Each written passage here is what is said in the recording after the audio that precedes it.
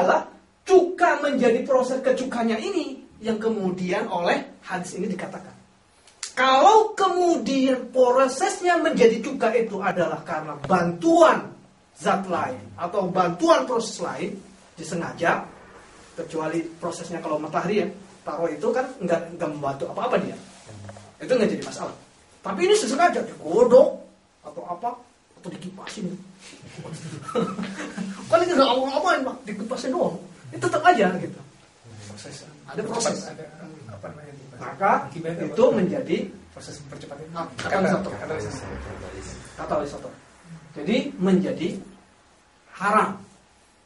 Nah, menjadi masalah adalah kemudian kita kan ada esih atau cuka itu dari wine, brand wine esih gitu di makanan-makanan. Nah, kalau ulama dulu tetap hati-hati sekali mengatakan tidak. Kalau ulama kholaf terjadi pada dua pendapat. Ada yang tetap berpegang pada keharamannya dengan pendapat ini, ada yang mengatakan kehalalannya dengan mengatakan bahwa alkoholnya itu sudah hilang. Mengambil dari salah satu sahabat, ada kebiasaan sahabat yaitu Abu Dzar Al-Ghifari. Abu Dzar Al-Ghifari itu pernah suka memeras sesuatu, kemudian perasan itu menjadi ada anggurnya, ada yang nih alkohol. Kemudian beliau itu diproses, diletakkan aja di mana, pas tungku apa. Kemudian alkoholnya itu hilang.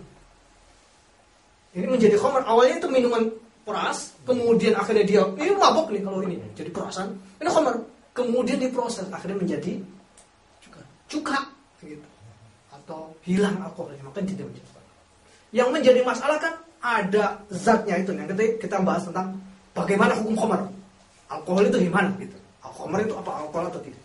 Ini panjang perdebatan ulama. Ini mengenai masalah cuka selesai, Bu, nggih? Halo? Khalas.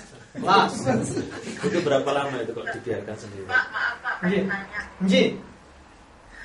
Itu kalau yang tape dibikin. Nah, ini sekarang mau kita bahas. Iya, kita bahas. Tentang khamar. Tentang khamar. Alkohol ataukah khamar itu lain? Al-khamru.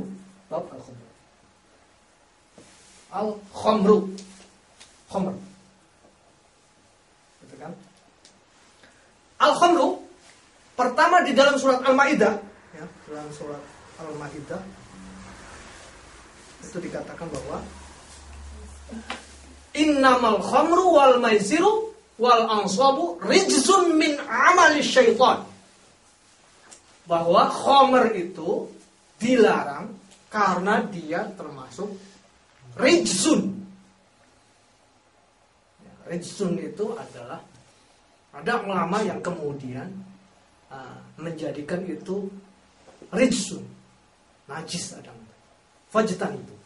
Ada yang mengatakan najis itu, rijzun itu maksudnya ada dua. Ada rijzun secara hissi, ada secara makna. Masa khamr wal ansab. Ansab apa? Judi. Wal azlam.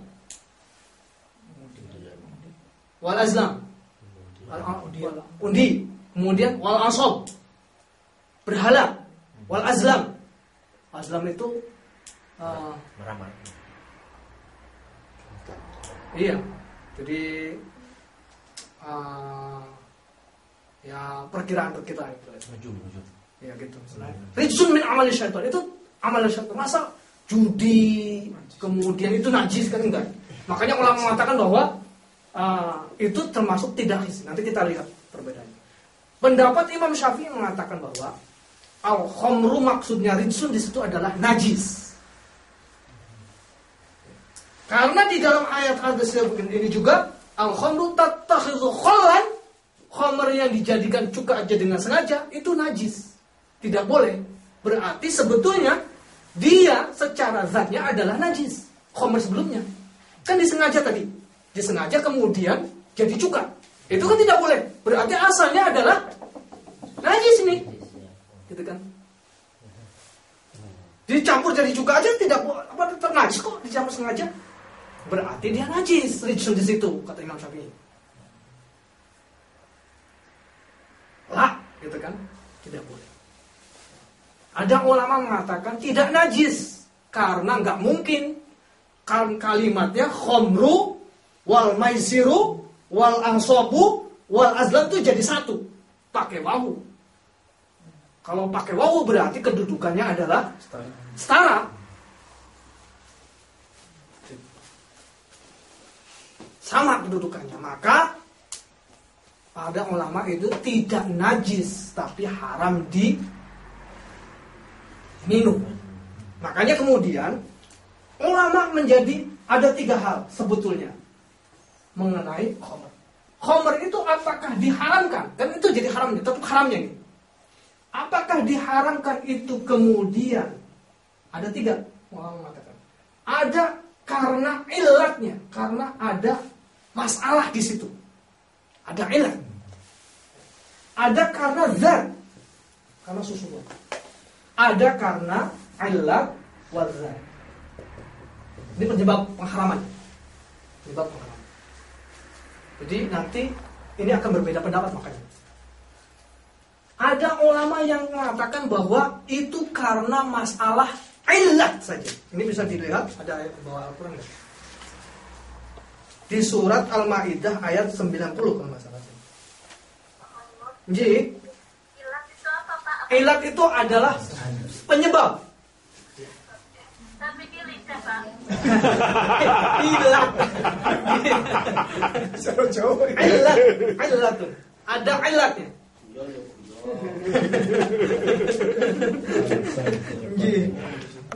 Tadi apa? Al-Maidah ayat 90 coba baca. Al-Maidah ayat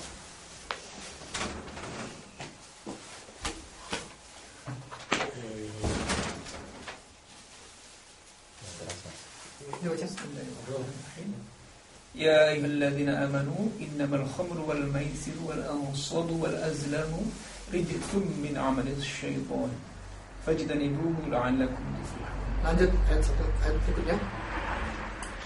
إنما يريد الشيطان أن يوقع بينكم العداوة والبغضاء في الخمر والميسر ويصدكم عن ذكر الله وعن الصلاة. Ayyuqa bainakumul adawata wal baghdha'a في الخمر والميسر fil khamri wal maisir ويصدكم عن ذكر الله وعن الصلاة. ويصدكم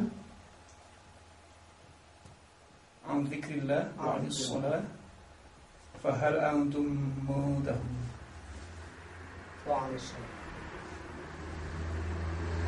Ini ya.